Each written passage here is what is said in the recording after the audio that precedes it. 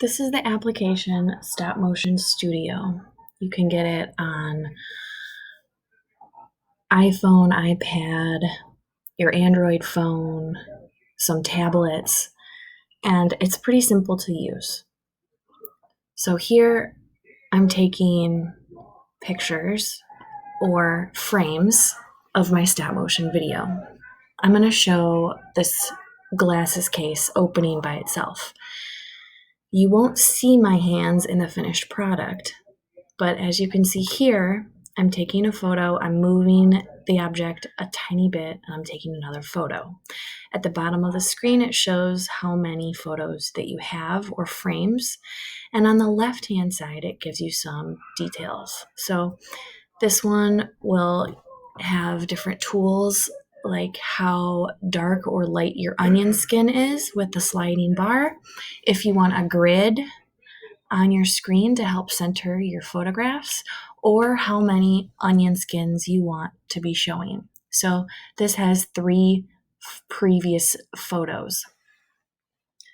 So as you take a photo, the third photo that you've taken previously is erased.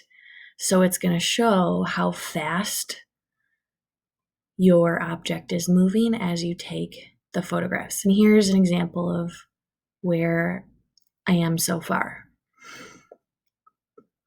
You can move front and back, you can delete individual slides, and the little red button takes your photographs or your frames. You can even alter if you would like your frames to be faster or slower. Right now I have 18 photos, 19, 20, and there's about 12 frames per second in most stop motion movies. So keep that in mind. You're going to have a lot of pictures every second it shows up.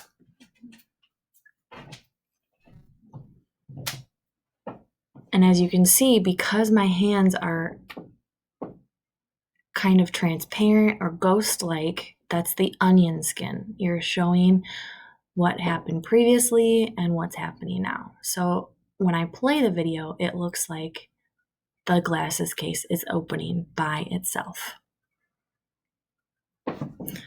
And if you press the arrow button on the bottom left, you can go back to the home screen and it will have saved your progress as you work. You won't need to press save as you're working.